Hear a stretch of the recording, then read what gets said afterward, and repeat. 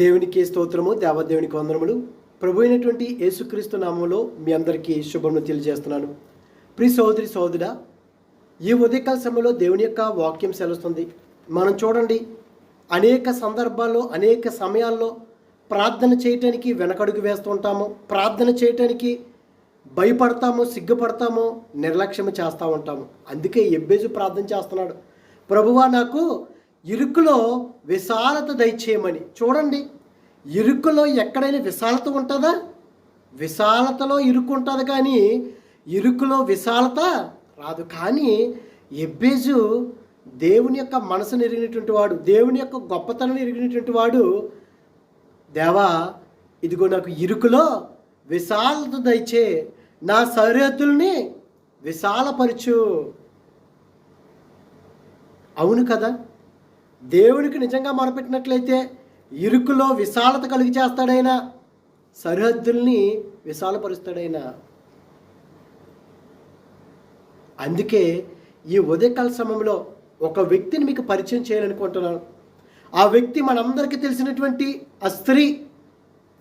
ప్రార్థన నిజంగా ఏ విధంగా చేసిందంటే, అప్పటి వరకు ప్రార్థన చేస్తుందామే, దేవుడి సన్నిధిలోకి వెళ్తుంది, ప్రతి ఏటా అర్పణలు అర్పిస్తుంది. కానీ తన ఎదుటున్నటువంటి వ్యక్తి ఆమెని హేళన చేయటం, శ్రమ పెట్టడం, బాధ పెట్టడం, ఇవన్నీ చేయటంతో ఈమె యొక్క మనసు నొచ్చుకుంది, గుచ్చుకుంది. అప్పుడు తెలుసుకుంది, ప్రార్థన యొక్క విలువ ఏంటో తెలుసుకుంది. చూద్దాం ఈ ఉదయకాల సమయంలో ప్రతి ఒక్క యవ్వనస్తుడు కానీ, ప్రతి స్త్రీ, ప్రతి పురుషుడు, ప్రతి ఒక్కరూ నేర్చుకోవాల్సిన పాఠాలు మనకి దేవుని యొక్క వాక్యం బయలుపరుస్తుంది. చూడండి, మొదటి సమూయేలు గ్రంథంలో చూస్తే మొదటి అధ్యాయంలో, ఎఫ్రాయిము మన్యమందు రామత ఇమ్సోపిము పట్టణమునకు వాడు అక్కడుండెను. అతని పేరు ఎల్కానా. ఎల్కానా అతడు ఎఫ్రామీయుడైన నూపునకు పుట్టిన తోహు కుమారుడైన ఎలీనుకు జననమైన యెరోహాము కుమారుడు. అతనికి 2 భార్యలుండిరి. ఇతనికి 2 భార్యలు ఉన్నారు. ఎల్కానాకి ఒక దాని పేరు హన్నా, రెండో దాని పేరు పెనిన్నా. పెనిన్నాకు పిల్లలు కలిగిరి, కానీ హన్నాకు పిల్లలు లేరు. ఏమంటే మనం అనుకుంటాం, అయ్యో నాకు బిడ్డలు పుట్టట్లేదు, నాకు సంతానం లేదు అని మనం చాలామంది అనుకుంటాం. దేవుని యొక్క వాక్యం సెలవుస్తుంది. చూడండి, ఇక్కడ పెనిన్నాకు పిల్లలు కలిగిరి, కానీ హన్నాకు పిల్లలు లేకపోయారు. ఇతడు షిలోహునందున్న సైన్యములకు అధిపతి యెహోవాకు మ్రొక్కుటకును బలి అర్పించుటకు ఏటేటా తన పట్టణము విడిచి అచ్చటికి పోవుచుండెను. ప్రతి సంవత్సరము దేవతి దేవునికి బలులు అర్పించడానికి వెళ్తున్నాడు. ఒక్కడే వెళ్తున్నాడా? హన్నా, పెనిన్నాకు కలిగినటువంటి బిడ్డల్ని తీసుకుని వెళ్ళి అక్కడ అర్పణలు అర్పిస్తున్నాడండి.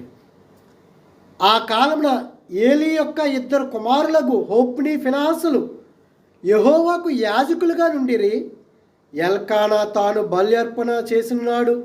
తన భార్యకు పెనిన్నాకును దాని కుమారులకును కుమార్తెలకు పాలు ఇచ్చుచూ వచ్చెను. కానీ ఎల్కానా పెనిన్నాకు తన యొక్క కుమార్తెలకు పాలిచ్చుచూ వస్తున్నాడు. కానీ హన్నాకు తనకు ప్రియముగా ఉన్నందున ఆమెకు 2 పాలు ఇచ్చుచూ వచ్చాను. యెహోవా ఆమెకు సొంతు లేకుండా చేశాను. ఎవరిదండి ఈ లోకంలో చూసుకున్నట్లయితే ఏమంటారు? అత్తగారు కానీ, మామగారు కానీ, లేకపోతే తల్లిదండ్రులు కానీ, కోడల సమస్య, లేకపోతే అల్లుడి సమస్య, లేకపోతే కుమారుడి సమస్య, కుమార్తె సమస్య అని ఒకరి మీద ఒకరు పెడతారండి. దేవుని యొక్క వాక్యము సత్యము. దేవుడు మాట్లాడుతున్నాడు ఇక్కడ. హన్నాకు సొంతు లేకుండా చేసింది ఎవరో? దేవుడు. ఆయన గొప్పతనం ఏంటో మనం తెలుసుకోవాలంటే కొన్ని పరీక్షలు మనకు పెడతాడు. కొంతకాలం మీరు శ్రమ అనుభవించినట్లయితే అంటున్నాడు. చూడండి, సొంతు లేకుండా చేసెను. యెహోవా ఆమెకు సంతు లేకుండా చేసి ఉన్న హేతువును బట్టి అవును కదండి. మన పరిస్థితులు, మన జీవితాలు, మన కుటుంబాలు మారాలంటే దేవుని చేతిలో ఉన్నాయి. దేవాతి దేవుని చేతిలోనే ఉన్నాయండి. మనం ఆయన అడగాలి, ప్రభువా నా జీవితం పట్ల నీ ప్రణాళిక ఏముందో ప్రభువా, నీ ప్రణాళిక ప్రకారంగా నీ చిత్తానుసారంగా మమ్మల్ని నడిపించు ప్రభువా. యెహోవా దేవుడు సంతు లేకుండా చేసినటువంటి హేతువును బట్టి ఆమె వైరియగు పెనిన్నా, ఈమెకు వైరం ఎవరో, విరోధి ఎవరో? పెనిన్నా, అన్నాకు. పెనిన్నా ఆమెను విసికించుటకై, హన్నాను విసికించుటకై, హన్నాను విసికించుటకై ఏం చేస్తుంది? విసికించుటకై ఆమెకు కోపము పుట్టించుచూ వచ్చాను. చూడండి, కొంతమంది ఏం చేస్తారు? హేళన చేస్తారు. నీకు ఇల్లు లేదా? నీకు భార్య లేదా? నీకు బిడ్డలు లేరా? నీకు ధనం లేదా? నీకు శాంతి సమాధానం లేదా? నీకు ఆరోగ్యం లేదా? ఏవండి, ప్రపంచంలో ఎవడు లేడండి అనారోగ్యం లేకుండా. ఏదో ఒక సమస్య ఉన్నది ప్రతి మానవుడికి. భూమి మీద పుట్టిన ప్రతి మానవుడికి ఏదో ఒక రోగం ఉన్నదండి. అందరికీ ఉన్నదండి. రోగం లేకుండా ఎవడు ఉండడు, మరణం లేకుండా ఎవడు ఉండడు. ఉంటాయి, ప్రతి ఒక్కరికి సమస్యలు ఉంటాయి. కానీ కొంతమంది హేళన చేస్తారు. ఇదిగో పెనిన్న హన్నాని విసిగిస్తుంది, బిడ్డలు లేరు అనే ఉద్దేశంతో బాధపడుతుంది. ఈ లోకంలో అనేక మంది కొంతమందిని ఇబ్బంది పెడతారు, బాధపడతారు. అయినా సరే బాధపడవలసిన అవసరం లేదు. నా భర్త నన్ను వదిలేశాడు, నా భార్య నన్ను విడిచిపెట్టి వెళ్ళిపోయింది, నా బిడ్డలో నన్ను విడిచిపెట్టేశారు, నా కుమారులు నా దగ్గర రావట్లేదు అని అనుకోవచ్చేమో. దేవుని యొక్క మనసును ఆనుకొని మనం జీవించినట్లయితే, దేవుడి మీద ఆధారపడినట్లయితే, ఇదిగో ఒక స్త్రీ ప్రార్థన చేసిందండి. ఇదిగో ఎబ్బేజు, నా సరిహద్దులను విశాలపరచు, నాకు ఇరుకులో విశాలతను దయచేయి ప్రభు అంటున్నాడు. చూడండి, ఇక్కడ ఎల్కానా ఆమెకు ఏటేటా ఆ రీతిగా చేచూ నుండగా ఆమెకు కోపం పుట్టిస్తుందండి, విసిగిస్తుంది ప్రతి సంవత్సరమును. నిజంగా హన్నా గారు ఎంత వేదన చెంది ఉంటారో. అయితే అనేక సంవత్సరాల నుంచి వెళ్తున్నారు. ప్రతిదానికి ఒక సమయం ఉంటుంది కదా. ఆమె పెనిమిటి అయిన పుట్టించెను. ఎల్కానా ఆమెకు ఏటేటా ఆ రీతిగా చేయుచుండగా అన్న యెహోవా మందిరమునకు పోయినప్పుడల్లా అది ఆమెకు కోపం పుట్టించెను. గనుక ఆమె భోజనము చేయక ఏడ్చుచూ వచ్చాను. ఆమె పెనిమిటి అయిన ఎల్కానా, అన్నా నీవెందుకు ఏడ్చుచున్నావు? నీవు భోజనం మానుటయాలా? నీకు మనోవిచారం ఎందుకు కలిగినది? 10 మంది కుమారుల కంటే నేను నీకు విశేషమైన వాడును కానా? 10 మంది కుమారుల కంటే నేను నీకు విశేషమైనటువంటి వాడిని కాదా అని ఎల్కానా అంటున్నాడు అన్నతోటి. అంటే చూడండి, నీవు భోజనం మానుటియాలా అని ఇవన్నీ కూడా మాట్లాడుతూ అని ఆమెతో చెప్పుచూ వచ్చెను.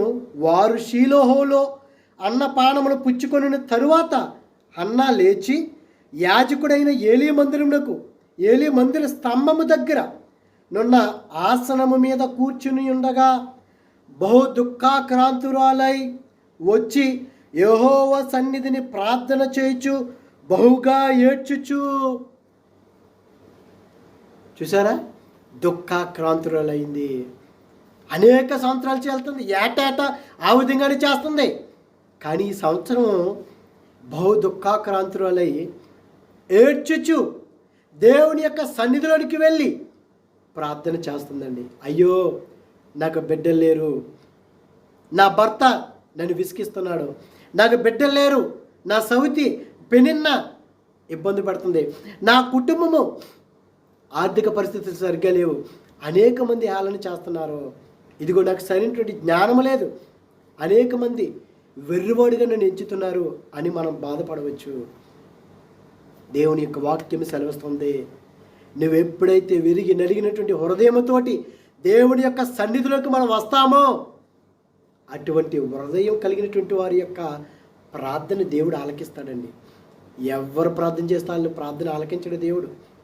దేవుని యొక్క వాక్యం సెలవుస్తుంది, పాపుల మనవి ఆయన ఆలకించడు, దుష్టుని యొక్క మనవి ఆయన ఆలకించడండి. వాక్యం సెలవిస్తుంది. అయితే అన్న బహు దుఃఖాక్రాంతురాల ఏడ్చుచు దేవుని సన్నిధిలోనికి వెళ్ళి ఏడుస్తూ, సైన్యములకు అధిపతియగు యెహోవా, నీ సేవకురాలైన నాకు కలిగి ఉన్న శ్రమను చూచి నీ సేవకురాలైన నన్ను మరొక జ్ఞాపకం చేసుకొని నీ సేవకురాలైన నాకు మగపిల్లను దయచేసిన ఎడలా. చూడండి, నాకు సంతానం దయచే ప్రభువా దేవా అని అడగట్లేదండి.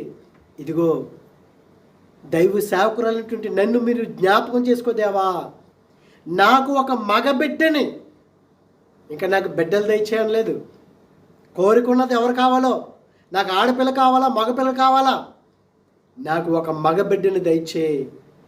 అన్నగారి యొక్క ధైర్యం చూడండి, అన్నగారి యొక్క నమ్మకం చూడండి. మగపిల్లవాడు కావాలనుకున్నది, దేవుని సన్నిధిలో అడిగింది, అడుగుడి మీకు ఇవ్వబడిన అంటున్నాడండి దేవుడు. దేవుడు కనుక మీలో ఉన్నప్పుడు, మీలో ఉన్నటువంటి సత్యమైనటువంటి వాక్యం మనలో ఉన్నప్పుడు, మీరు ఏది అడుగుతారో అది ఇస్తాడు. అంతేగా నాకు కోట్లు ఇచ్చే ప్రభువా అంటే ఇచ్చేస్తారని కాదు. విరిగి నలిగినటువంటి హృదయం కలిగినట్లయితే ఈ జ్ఞానాన్ని ఇస్తాడు. ఈ జ్ఞానం, ఈ సత్యం మనలో ఉండినట్లయితే మనకి ఏది లోటు ఉండదు, అన్నీ ఆయనే సమకూరుస్తాడు.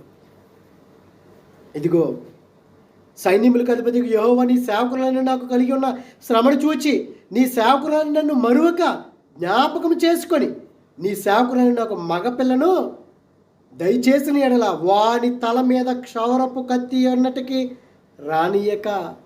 ఆమె చెప్పేస్తుందండి, నువ్వు మగబిడ్డను దయచేసినట్లయితే వాడి తల మీద క్షౌరపు కత్తి కూడా నేను వెయ్యను, వాడు బ్రతుకు దినములన్నిటిను నేను వారిని యెహోవాకు నీకు అప్పగించనని మొక్కుబడి చేసుకొనెను. అవునండి, దేవుని సన్నిధిలోకి వెళ్ళి నువ్వు ఏదైతే అడుగుతున్నావో, అయ్యో నాకు ఉద్యోగం లేదయ్యా, నా కుటుంబ పరిస్థితి సరిగ్గా లేదయ్యా అని నువ్వు అనుకుంటున్నావేమో, నీకు ఆ స్థితి ఉందేమో, దేవుని సన్నిధిలోకి వెళ్ళిపోయి నా పరిస్థితులను మారుస్తున్నావయ్యా నమ్మకంగా ప్రార్థన చేయాలి. అపనమ్మకంగా మనం ప్రార్థన చేయకూడదు. ప్రభుతో ఉన్నటువంటి శిష్యులు కూడా బాల్యం నుండే మోగదయం పట్టినటువంటి ఒక వ్యక్తి విషయంలో కూడా ప్రార్థన చేస్తారండి. ప్రార్థన చేస్తే ఆ మోగదయం వెళ్ళదు. ఆ మోగదయం పట్టినటువంటి తండ్రి, ఇదిగో నీ శిష్యులు చేశారు కానీ నా కుమారులోంచి ఆ దయ్యం వెళ్ళలేదు అన్నప్పుడు దేవుడు ప్రార్థన చేస్తాడు, ఆ దయ్యం వెళ్ళిపోతాడు.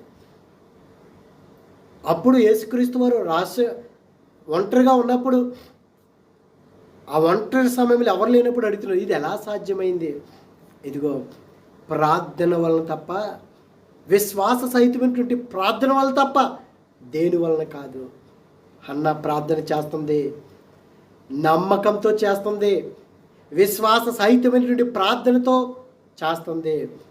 నాకు మగపిల్లవాడు కావాలి, నాకు మగబిడ్డ కావాలి, వాడు నెత్తి మీద నేను క్షారపు కత్తి కూడా నేను వేయను, వాడు బ్రతుకు దినములన్నిటి కూడా యెహోవా నీకు నేను నీకు అర్పించుకుంటాను, నీ సన్నిధిలో నేను పెట్టుకుంటాను, నేను నా బిడ్డని ఉంచుతాను, మొక్కుబడి చేసుకున్నాను.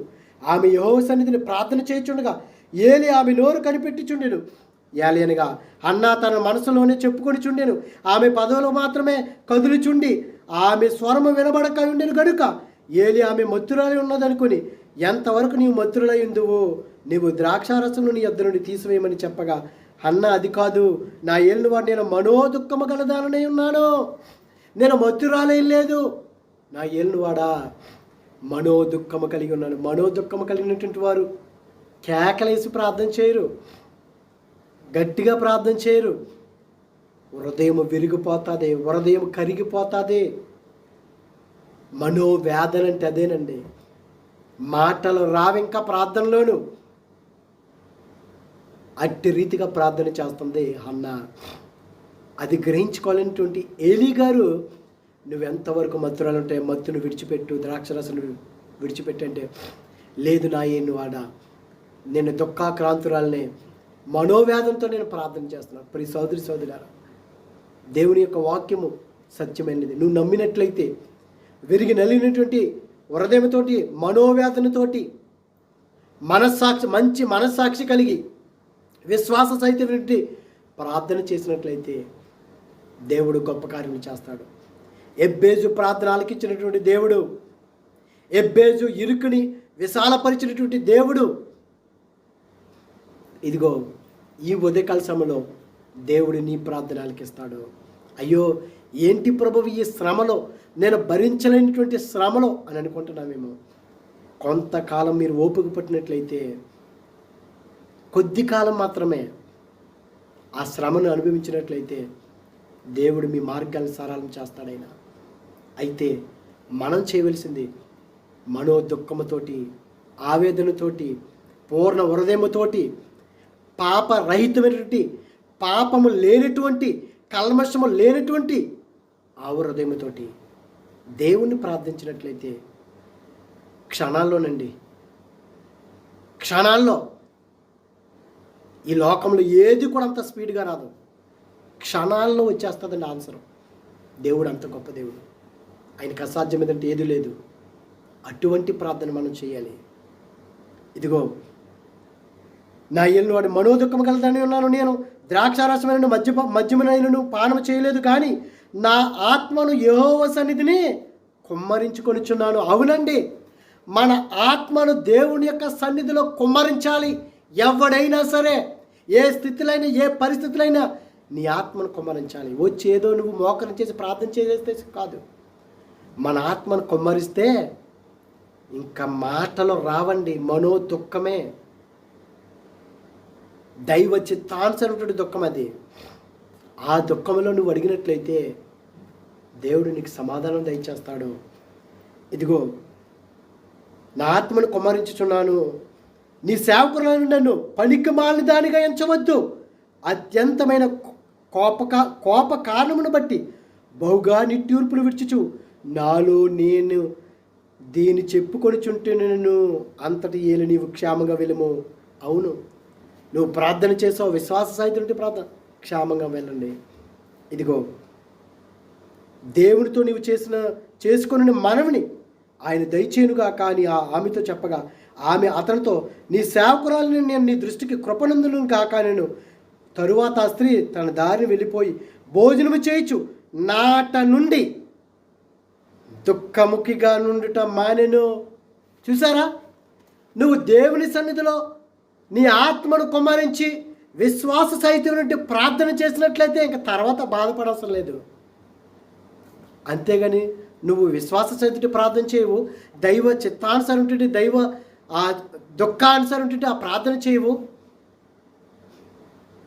ఇదిగో మనోవేదంతో నువ్వు ప్రార్థన చేయవు, రోజులు గడిచిపోతాయి. ఇదే సమయం, అనుకూల సమయము ప్రార్థన చేసినట్లయితే మరలా మనం ఇంకా దుఃఖపడవలసిన పని లేదు. వాక్యం సెలవిస్తుంది ఇక్కడ. నీ సేవ వెళ్ళిపోయిందండి. తరువాత ఆ స్త్రీ తన దారిని వెళ్ళిపోయి భోజనము చేయించు నాట నుండి దుఃఖముఖిగా నుండిట మానెను. తరువాత వారు ఉదయమందు వేగిరమే లేచి యెహోవాకు మొరొక్కి తిరిగి రామాలోని తన ఇంటికి వచ్చిరి. అంతటా ఎల్కాన తన భార్యకు అన్నను కూడెను. యెహోవా ఆమెను జ్ఞాపకం చేసుకుని కనుక అన్న గర్భము ధరించి దినములు నిండినప్పుడు ఒక కుమారుని కనెను.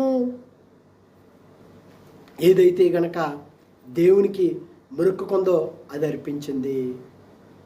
చూడండి, దేవుడు గొప్ప దేవుడు అండి.